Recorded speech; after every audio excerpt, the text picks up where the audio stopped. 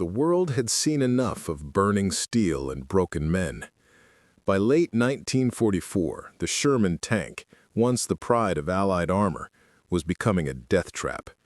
German shells sliced through it like paper, and its crews knew it. A hit meant seconds of panic before the tank erupted in flames, a coffin of fire rolling to a stop. Yet in the middle of that chaos, one man, an unassuming mechanical engineer from Ohio, would quietly change everything. Before we jump back in, tell us where you're tuning in from. And if this story touches you, make sure you're subscribed, because tomorrow I've saved something extra special for you. His idea was never approved, his method technically illegal, and his invention almost got him court-martialed. But what he built would save countless lives and make the Sherman nearly indestructible. No one remembered his name when the war ended, but every tanker who lived to tell their story owed him their lives. This is the forgotten story of John Jack Kessler and the modification that broke every rule of military engineering but turned the tide of battle in the process. Kessler was not a soldier by heart. He was a man of machines. Born in the small town of Dayton, Ohio, raised on the hum of engines and the smell of oil. Before the war, he worked for a manufacturing plant that produced tractor engines. And when America entered the conflict, he was recruited not to fight, but to fix. His official title? Maintenance Engineering Officer, 3rd Armored Division. His job was simple: keep the Shermans running, no matter what it took. But what he saw on the European front lines was enough to haunt him for a lifetime.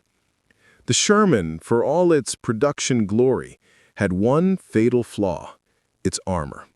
It was reliable, fast, and easy to repair, but it wasn't built to go toe-to-toe with the German Tigers and Panthers.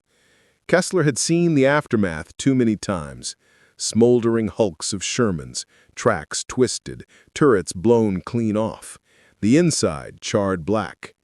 He'd seen crews pull their friends' bodies from tanks melted into the mud. And the worst part? He knew exactly why it kept happening. The armor plates on the Sherman were flat, simple to manufacture, easy to weld, but that simplicity came at a cost.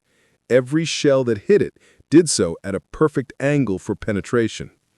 Meanwhile, the German tanks used sloped armor, angled plates that deflected incoming rounds. Kessler had studied the enemy wrecks and noticed something. Even when the Tigers were knocked out, their armor wasn't punched through. The hits glanced off or buried halfway without piercing. The math was clear, and it drove him mad that the U.S. design still ignored it. He brought up his findings to his commanding officer during a repair briefing in Normandy.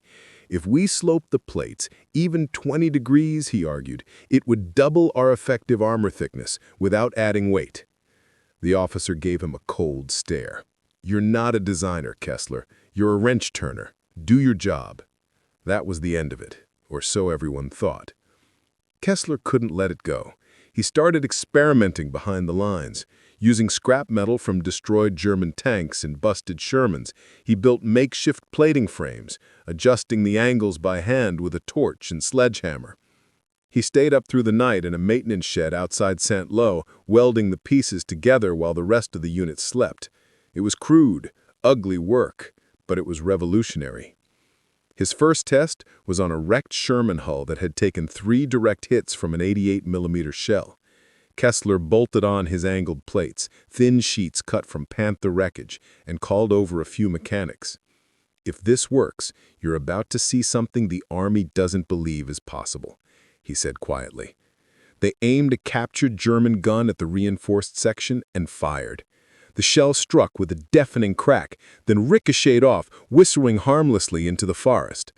The men froze in silence. Then one of them whispered, "Holy hell, it bounced." Kessler grinned, his face glowing in the firelight of the test. He knew he was onto something. But this experiment, ingenious as it was also a crime. Modifying government equipment without authorization was a violation of military protocol. If discovered, Kessler could face a court-martial. But he didn't stop. In fact, he doubled down. He started modifying live Shermans in secret. He worked mostly at night, when the sound of hammering could blend with distant artillery. He cut and re-welded the frontal armor, using salvaged steel from German wrecks to reinforce the plating. When supplies ran low, he scavenged spare track links, old gun shields, even destroyed half-tracks, anything to add an extra layer of protection. By the end of October, 5 Shermans in his battalion had been Kesslerized, as the men jokingly called them. They looked different, rougher, bulkier, with strange sloping plates and patches of mismatched metal welded all over. The officers hated them. "You've turned my tanks into scrap heaps," one captain sneered. But the crews who drove them, they swore by Kessler's handiwork. The first time one of his modified Shermans went into battle was in a small Belgian town outside Aachen. The tank, nicknamed Betsy by its crew, rolled straight into an ambush. A German 75mm gun opened fire from a hidden ridge. The first shell struck dead center on the hull and bounced off. The second hit the turret ring, same result. The third dented the front plate but didn't penetrate. Betsy returned fire, knocking out the gun with a single shot.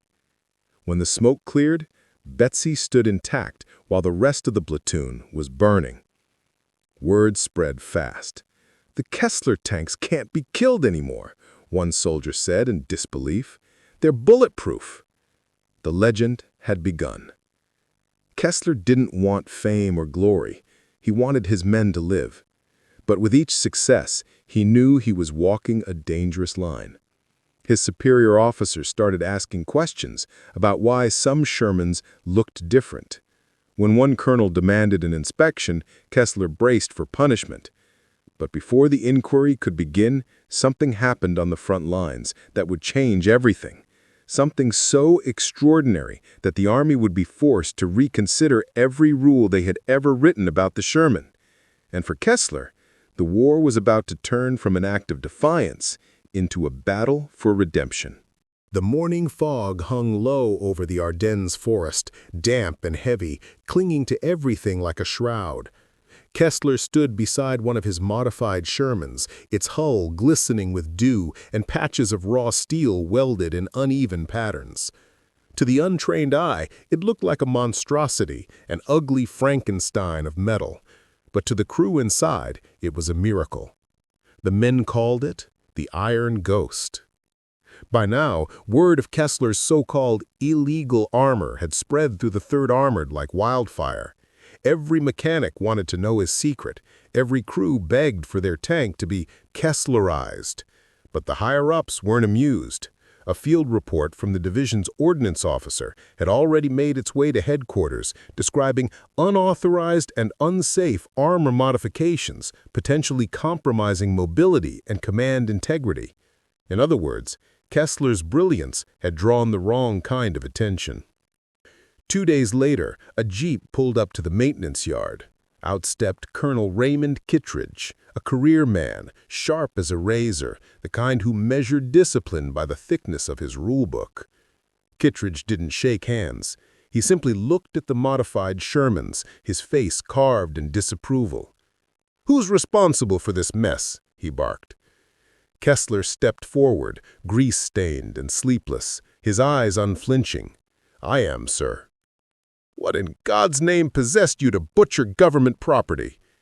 Kessler took a breath, steady and defiant. "Saving lives, sir." The colonel's jaw tightened.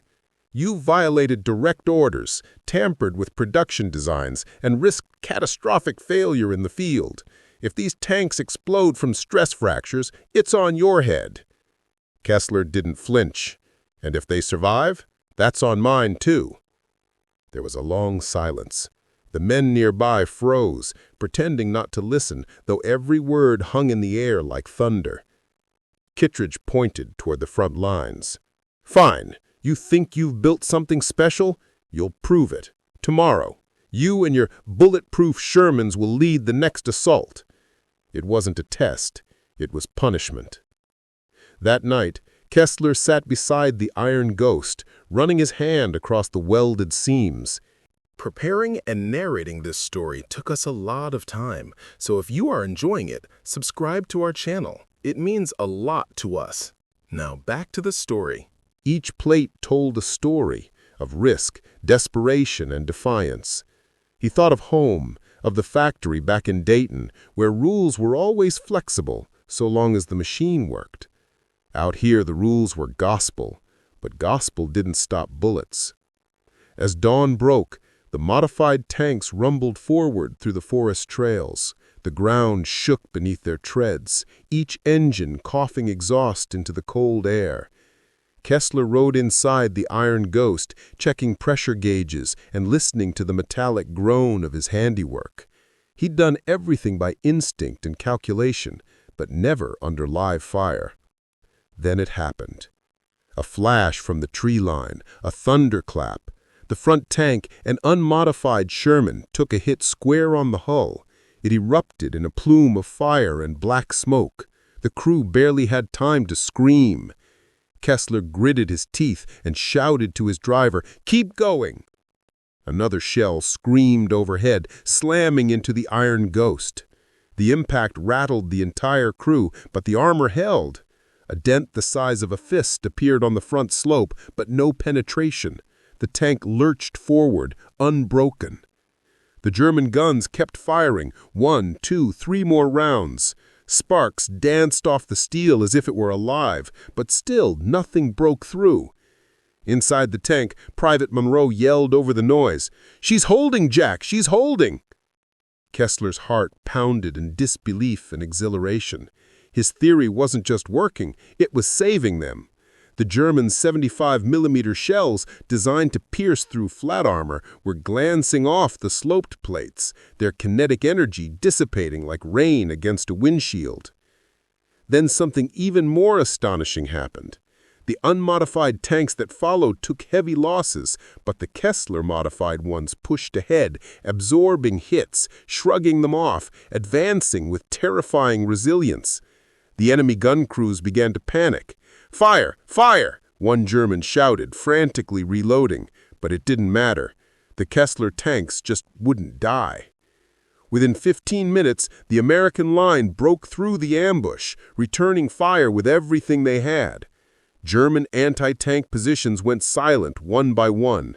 Smoke filled the valley, and when it cleared, the Iron Ghost stood at the crest of the hill, its armor pockmarked but intact. By the time the shooting stopped, 3 Kesslerized Shermans were still operational. Not one crew had been lost. That night, back at camp, something shifted. Mechanics crowded around Kessler, patting his shoulder, calling him a genius. Even the officers who once mocked his junkyard tanks couldn't deny the results.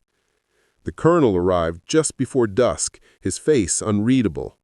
He walked up to the Iron Ghost, studied the damage, then turned to Kessler. "You got lucky," he said flatly. Kessler replied, "No, sir, we got smart." The colonel didn't respond right away. Finally, he muttered, "You'll file a full report. Ordnance Command will want to see this." It wasn't approval, but it wasn't arrest either. It was the first crack in the wall of military bureaucracy. Over the following weeks, word traveled fast across Allied lines. Tank crews began requesting the modification in droves, and field mechanics started replicating Kessler's method using whatever materials they could find: scrap armor, spare tracks, even broken bridge plating. They didn't have to call it official. It had already become a movement.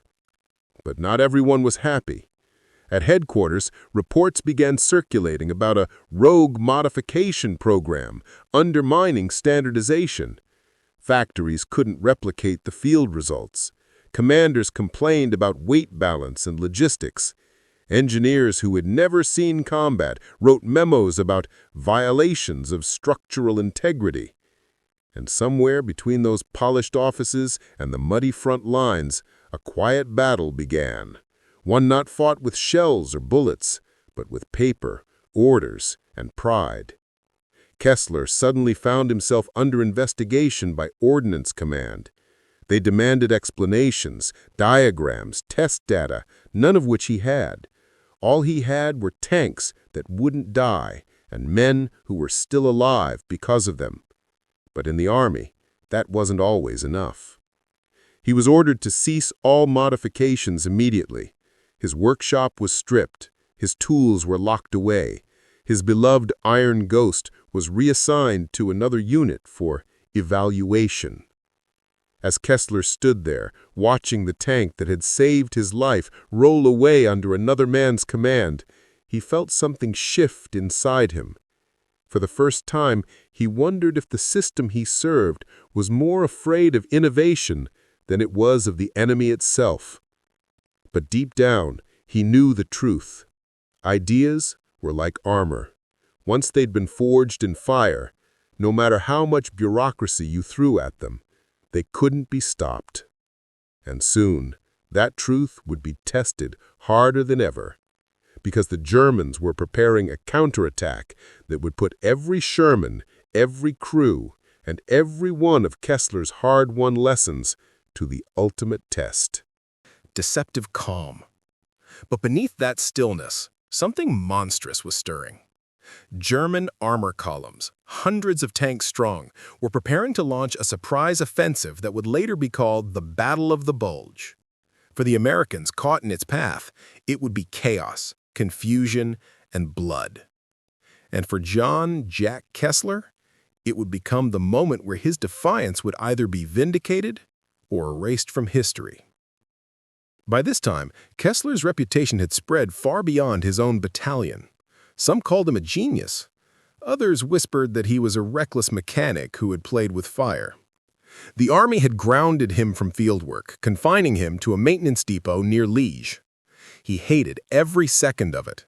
He could hear the distant rumble of artillery from the front and knew his modified Shermans were out there, fighting, without him. His hands itched for a wrench, for the roar of an engine under stress.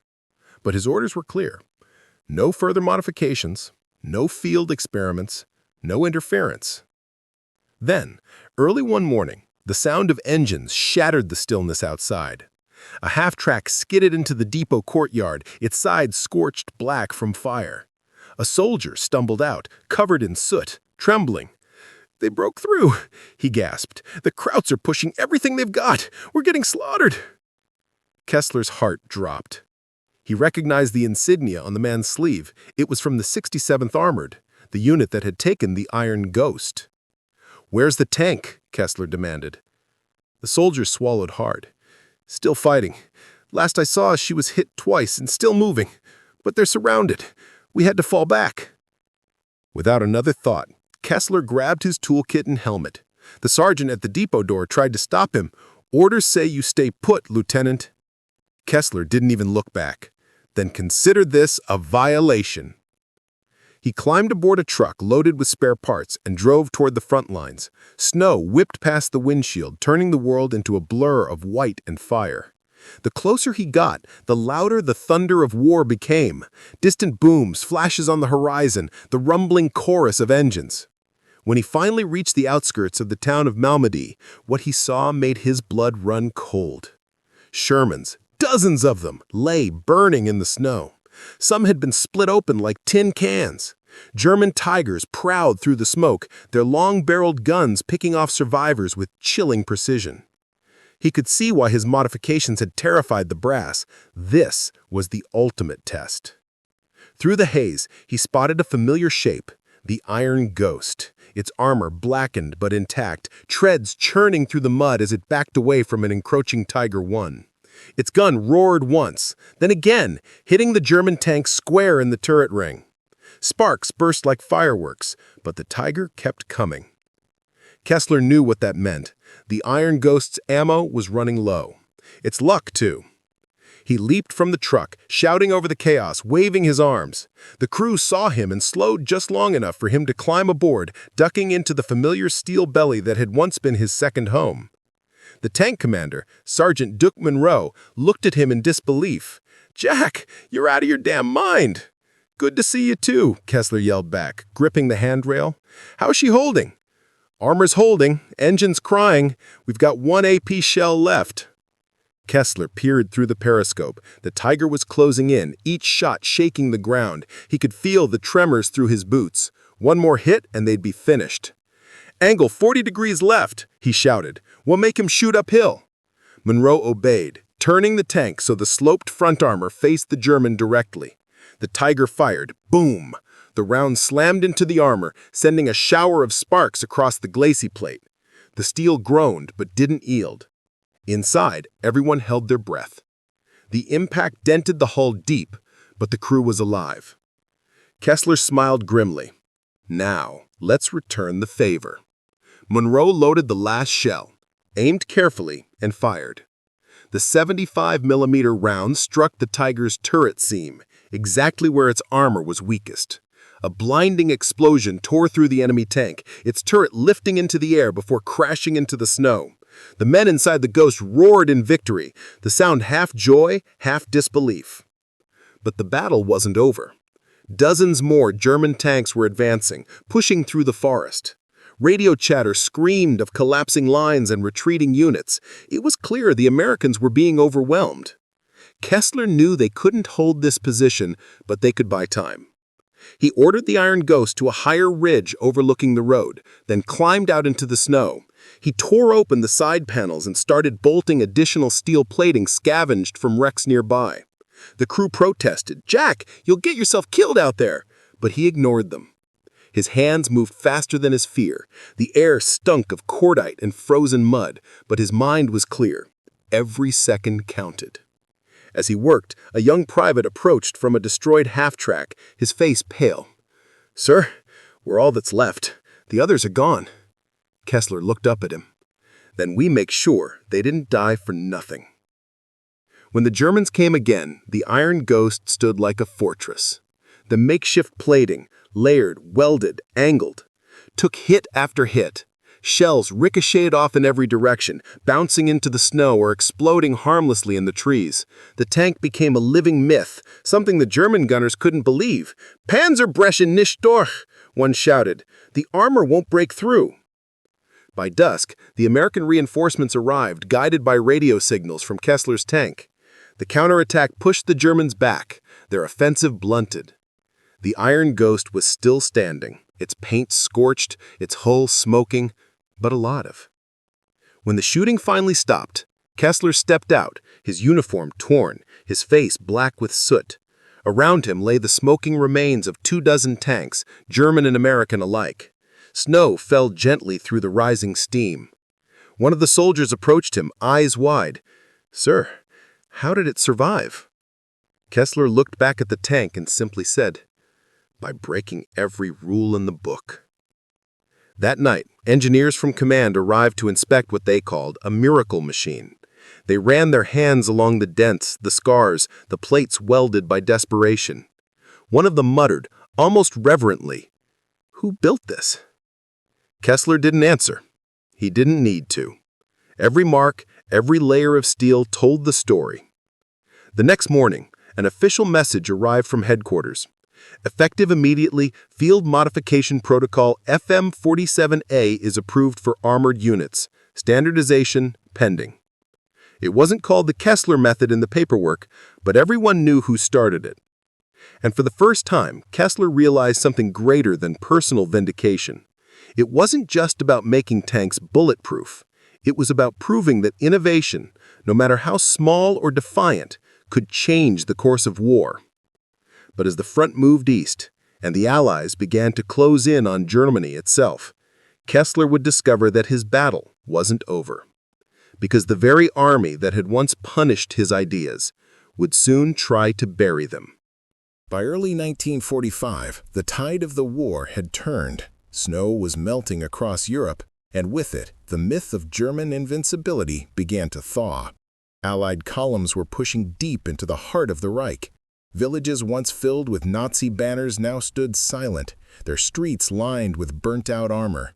And leading many of those columns were the same ugly, patched-together, illegal tanks that had started as John Kessler's midnight experiments. The Iron Ghost had become more than a machine. It was a legend whispered through the ranks. Mechanics began copying its angled armor technique, using anything they could find. Welders shaped scrap from bombed bridges. Drivers bolted spare track links along the hulls. Entire motor pools worked through the night, mimicking what the Army still refused to officially acknowledge. The soldiers had a phrase for it now: ghost plating. When Kessler's method finally reached the ears of Allied command, it was no longer a rumor. It was a revolution. Reports from across the front described Shermans taking direct hits from German 88s and surviving, crews escaping what once would have been certain death. Yet even as lives were saved and victories won, the bureaucrats in pressed uniforms back at headquarters were uneasy. They couldn't control what was happening. An unapproved innovation was spreading faster than their paperwork could catch up. In February, Kessler was summoned to an evaluation meeting in Luxembourg. It was supposed to be a formality, a debriefing, before the official adoption of his armor modification, but as he entered the briefing tent, the air felt heavy with something else: resentment. Colonel Kittredge sat at the head of the table, flanked by engineers in crisp uniforms, none of whom had ever seen combat. On the table lay photos of Kessler's tanks, crude, uneven, and terrifyingly effective. Kittredge's voice was measured but sharp as a blade. "Lieutenant Kessler, we recognize the field success of your modifications, but these adjustments compromise the tank's balance and mobility. They increase weight beyond safe parameters and, frankly, make our Shermans look like junkyard rejects. The Army has an image to maintain." Kessler's jaw tightened. "With respect, sir, image doesn't stop an armor-piercing round." One of the engineers scoffed. "You're lucky those plates didn't cause catastrophic drivetrain failure. It's a miracle they even moved." Kessler leaned forward, his voice steady. "Then maybe you should start believing in miracles, because those tanks got our men home." The colonel's expression hardened. "The Army doesn't run on miracles, Lieutenant. It runs on procedure, and yours are anything but standard." The meeting ended without a verdict. Officially, command would continue studying the effectiveness of Kessler's modifications. Unofficially, everyone knew what that meant: delays, red tape, and a quiet effort to erase his fingerprints from the victory. But the front lines had no patience for paperwork. By March, Kessler's method had spread to British and Canadian units. A British commander wrote in his field notes, "American field modifications remarkably effective. Recommend immediate integration." Even the Soviets caught wind of the innovation, scavenging captured Shermans supplied through Lend-Lease and adding their own crude armor layers. It was unstoppable now. The soldiers didn't care about regulations, they cared about survival. And every tank that came back in one piece was proof that Kessler had been right.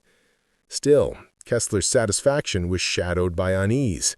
He had done what no one else dared, but his creation was slipping away from him, becoming something beyond his control.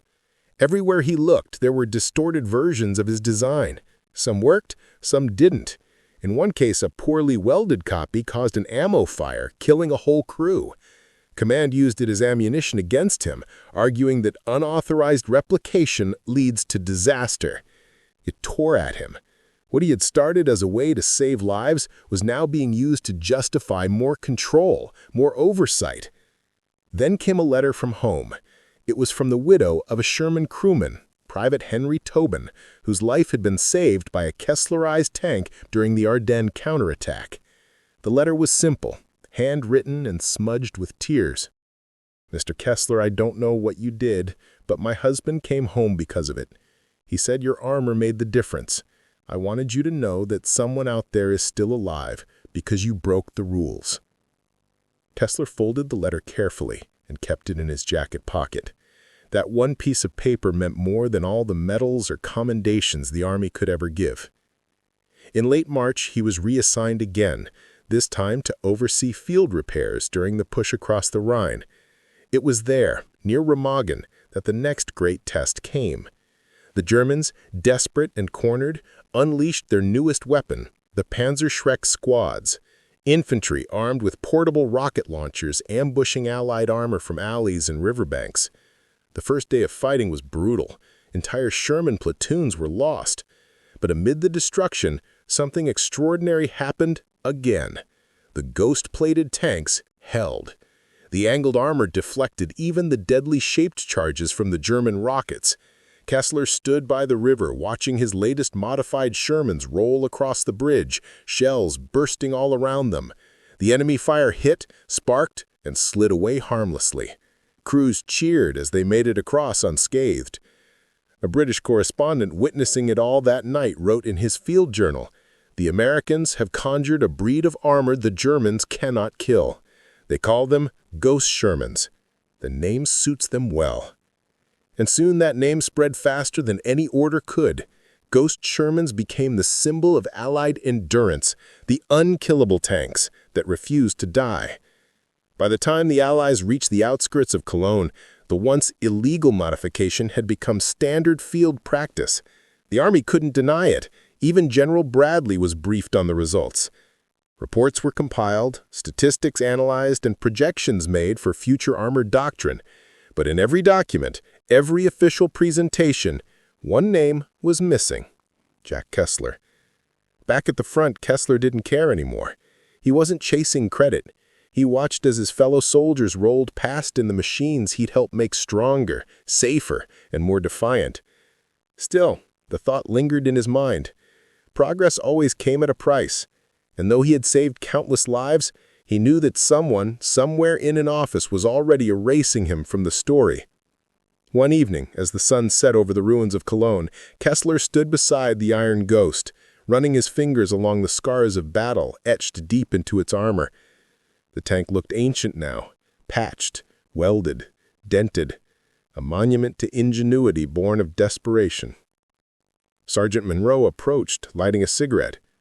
"You ever think they'll give you credit for this?" Kessler smiled faintly. "They don't have to. The steel already remembers." Monroe nodded, blowing smoke into the cold air. "Still, kind of poetic, isn't it? You broke every rule they had, and now they're winning the war with your rules." Kessler chuckled softly, looking at the fading light over the city. "Yeah, maybe that's the only kind of justice war allows." And as night settled in, the once illegal idea, born in a makeshift shed, welded from scraps, had reshaped the entire face of armored warfare. It had spread like wildfire, unstoppable, uncontainable, immortal.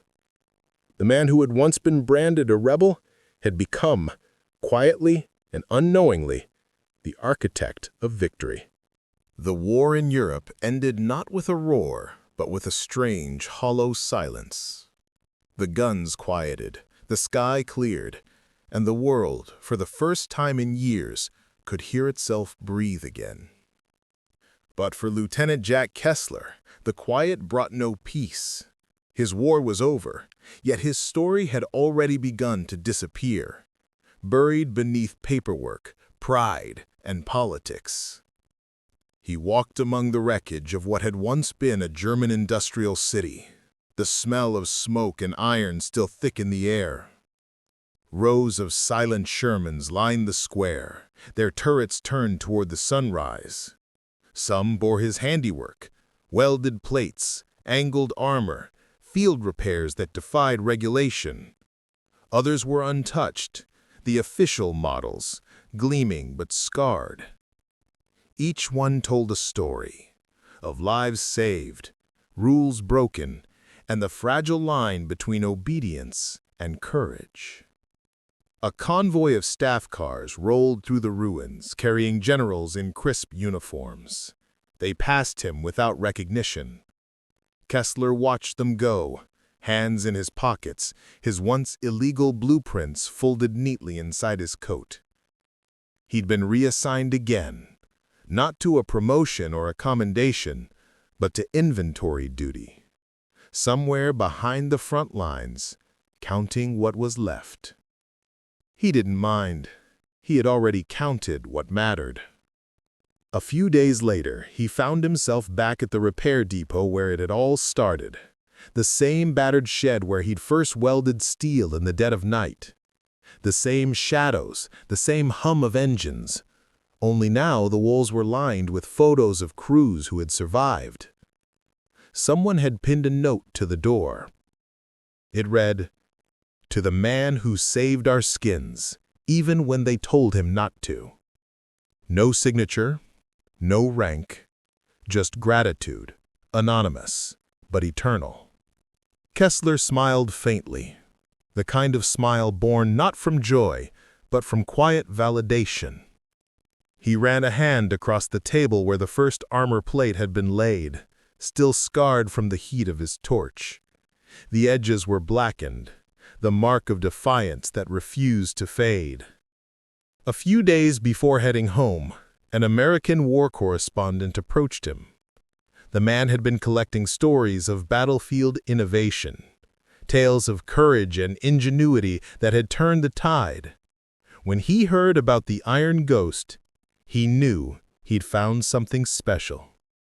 He asked Kessler for an interview. At first, Kessler refused.